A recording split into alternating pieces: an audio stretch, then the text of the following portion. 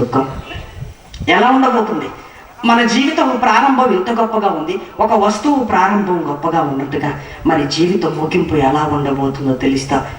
ఒకవేళ తెలుసుకోగలిగితేనండి, చాలా మంది పెద్దల అనుభవంతో ఒక మాట మాట్లాడుతుంటారు. రోజులు ఎప్పుడు ఉన్నట్టువే ఉండవురా అంటుంటారు. ఓడలు బండ్లైపోతాయి, బండ్లు ఓడలైపోతాయి. ఎప్పుడు నువ్వు అనుకున్నట్టుగానే ఉండవురా రోజులు. రోజులంటే ఏమనుకుంటున్నావు?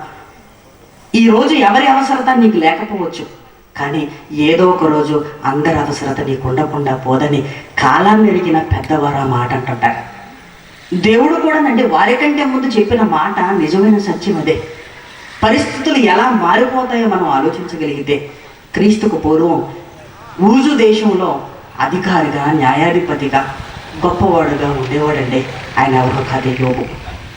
గొప్పవాడు, అధికారం ఉంది, పని మనుషులు ఉన్నారు, బంధువులు ఉన్నారు, స్నేహితులు ఉన్నారు. యోబు గారు నడిచి వెళుతుంటేనండి పిల్లలు గజగజ వణికేవారట. అమ్మో యోబు వస్తున్నాడు. పిల్లలు దారిలో నుంచి వెళ్ళిపోయి గజగజ వణికి తలదించుకునేవారట. యోబు గారు నిలబడితే అక్కడ ఉంటున్న స్నేహితులు, బంధువులంతా నిలబడేవారట. ఆయన కూర్చుంటేనే కూర్చునేవారట. యోబు గారు ఏం చెబితే అంతేనండి. ఆయన తీర్పు చెప్పాడు అనుకోండి, యోబు గారికి ఎదురు చెప్పేవారు లేదు. ఆస్తి కొదవ లేదు, పిల్లలు కొదవ లేరు. ఆయనకి పిల్లలు ఉన్నారు, ఆస్తి ఉంది, పశువులు ఉంది, సంపద ఉంది. ఒక దేశంలో గొప్పవాడండి. ఇంత గొప్పవాడి పరిస్థితి ఎలా తలకిందులైపోయిందో తెలుసా?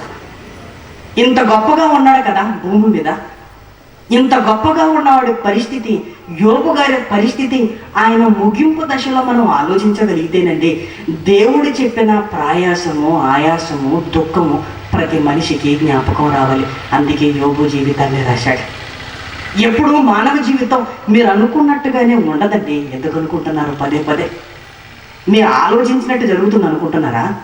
మీరు ఎంత అంటే అంత అనుకుంటున్నారా? ఈ రోజు మాత్రమేనండి యోబు జీవితమే తలక్రిందులైపోయింది.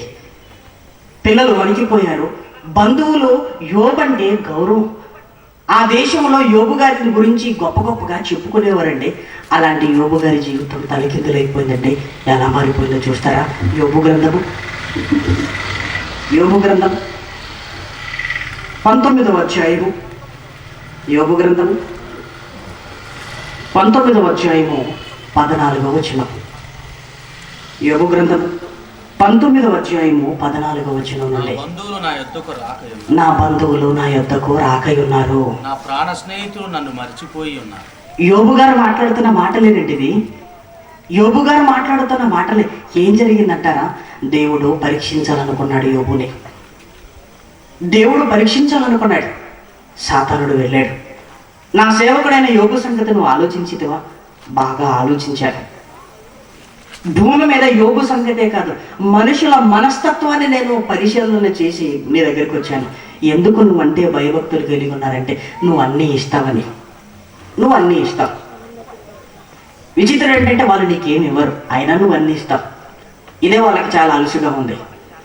అందుకే నీ మీద భయభక్తులు కలిగి ఉంటున్నారు అన్నాడు. లేదు, నా పిల్లలు అలాంటి వారు కాదు. ఒక్కసారి నాకు అవకాశం ఇస్తావా? తీసుకో. నా పిల్లవాడు ఎంత గొప్పవాడో నీకు అర్థమవుతుంది అన్నాడు. పర్మిషన్ తెచ్చుకుంది ప్రభు దగ్గర నుంచి. భూమి మీదకి వచ్చిన తర్వాత యోబు జీవితం తలకిందలైపోయింది. పిల్లలు చచ్చిపోయారు, ఆస్తి పోయింది, ఆరోగ్యం పోయింది, ముందున్న పరిస్థితులు లేవు. ఇక కష్టంలో యోబు గారు మాట్లాడుతున్న మాటలు మీరు చూడగలిగితే చూడండి ఒకసారి. 14వ వచనం, నా బంధువులు నా యొద్దకు రాకయున్నారు, నా ప్రాణ స్నేహితులు నన్ను మర్చిపోయి ఉన్నారు. ఇంతకు ముందు ఎప్పుడు చూసినా మా ఇంట్లో బంధువుల కలకల, ఎప్పుడు చూసినా ఎవరో ఒకరు వస్తుండేవారు. కానీ నా పరిస్థితి మారగానే నా కుటుంబ పరిస్థితులు కూడా మారిపోయాయి. నా బంధువులు నా దగ్గరికి రావటం లేదు. నాకు అర్థమైపోయింది. ఎందుకంటే ఇప్పుడు నేను కష్టంలో ఉన్నాను, ఏమి ఇవ్వలేను, ఏమి పెట్టలేను కనుక ఇక నా దగ్గరికి రావటం లేదు.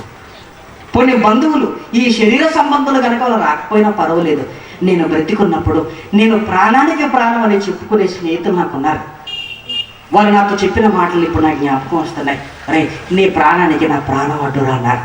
అందుకే వాళ్ళు ఏమని పిలుచుకున్నాను? నా ప్రాణ స్నేహితులు అనుకున్నాను. కానీ వారేమన్నారు అటు చూడండి, నా ప్రాణ స్నేహితులు నన్ను మర్చిపోయారు. బంధువులకైనా గుర్తుండి రాలేకపోతున్నానేమో, కానీ నా ప్రాణ స్నేహితులకు అసలు నేను ఒకరిని ఉన్నాను, వాళ్ళ స్నేహితుని అన్న సంగతి కూడా మర్చిపోయారు అన్నాడండి. మర్చిపోయాడు. మానవ జీవితంలో చివరి పేజీలు ఎంత భయంకరంగా ఉంటాయో తెలుసు అనుకుంటున్నారు? తెలుసండి, చాలా భయంకరంగా ఉంటుందండి. 70-80 సంవత్సరాలు వచ్చిన తర్వాత మానవ జీవితాన్ని తలుచుకుంటేనండి భయం అండి. అందుకే చాలా మంది ఏమంటారు తెలుసా?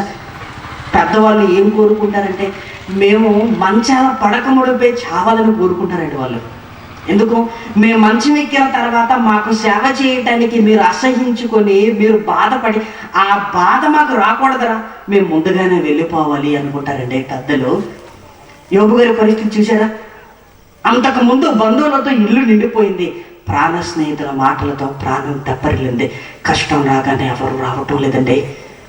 మానవ జీవితపు చివరి దశలో మనకు కలగబోయే పరిస్థితులు ప్రియమైన దేవుని పిల్లలారా యోబుకు జరిగింది అనుకుంటున్నారా? 70-80 సంవత్సరాలు వచ్చిన తర్వాత నీ దగ్గరికి బంధువులు రారు. వస్తారంటారా? ఎవ్వరూ రారండి.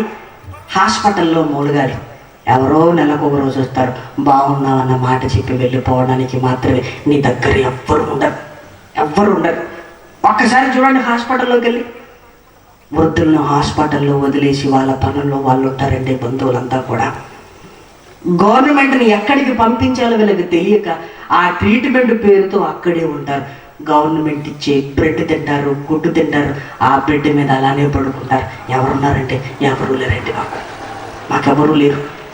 అదేంటండి ఎవరు లేకుండా ఎలా ఉన్నారంటే ఎవరు రారండి మా దగ్గరికి. మీకు బంధువులు లేరా? ఉన్నారండి, చాలా మంది ఇక్కడ ఉన్నారండి, ఈ పక్కనే ఉన్నారండి, ఆ పక్కనే ఉన్నారండి. 1 కిలోమీటర్ వెళ్తే మా బంధువులు వెళ్ళే, కానీ వాళ్ళు రారండి. ఎందుకు? నా పరిస్థితి బాగలేదు. నా దగ్గర డబ్బు ఉన్నప్పుడు, నేను చక్కగా ఉన్నప్పుడు, నేను ఆరోగ్యంగా ఉన్నప్పుడు అందరూ నా చుట్టే. ఇప్పుడు నా పరిస్థితి లేదు కదా, ఎవరు రారండి. స్నేహితులేరా? ఎప్పుడో మర్చిపోయారు. ఇక వాళ్ళకి నేను ఒకరిని ఉన్నానన్న జ్ఞాపకం లేదు. మరి ప్రాణ స్నేహితులను చెప్పుకున్నారు కదా, అప్పటి వరకే యోబు జీవితమే తలకిందులైపోయింది. చూసారా?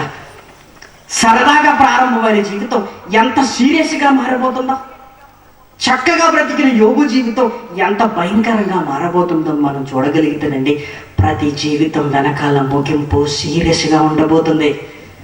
నువ్వు చూస్తున్న సినిమా సస్పెన్స్ సీరియస్ అనుకుంటున్నావు కదా, సెకండ్ హాఫ్ చాలా బాగుంది అంటుంటారు చాలా మంది. ఫస్ట్ హాఫ్ అంటే బాగా నవ్వించేసాడండి, సెకండ్ హాఫ్ అంటే బాగా ఏడిపించేసాడు అంటారు. దేవుడు కూడా అంతే. ఏమనుకుంటున్నారు? ఫస్ట్ హాఫ్ బాగా నవ్వించేస్తాడు, సరదాగా ఉంటుంది. సెకండ్ హాఫ్లో ఉంటుందండి అంతా 30 సంవత్సరాల మీద పడిన తర్వాత వస్తున్న రోగాలన్నీ ముందే నీకు వచ్చినప్పుడు, మంచం ఎక్కినప్పుడు అండి, అప్పుడు ఉంటుందండి సెకండ్ హాఫ్ అంత భయంకరంగా ఉంటుంది తెలుసా? ఎవ్వరు రారు, ఎవ్వరూ చెప్పుకోలేము. అందుకే దేవుడు ఏమన్నాడు తెలుసా? బలం ఉంటే 70, అధిక బలం ఉంటే 80. వాటి వైభవము, ఆయాసము, దుఃఖము. సెకండ్ హాఫ్ అంతా ఇలానే ఉండబోతుంది. పోనివ్వండి, యోబుకు బంధువులు రాలేదు, స్నేహితులు రాలేదు, పోనీ మిగతా వారైనా ఉన్నారు కదండి, దాసులు ఉన్నారు కదా, పని మనుషులు ఉన్నారు కదా, వాళ్ళు ఏమనుకుంటారో చూడండి.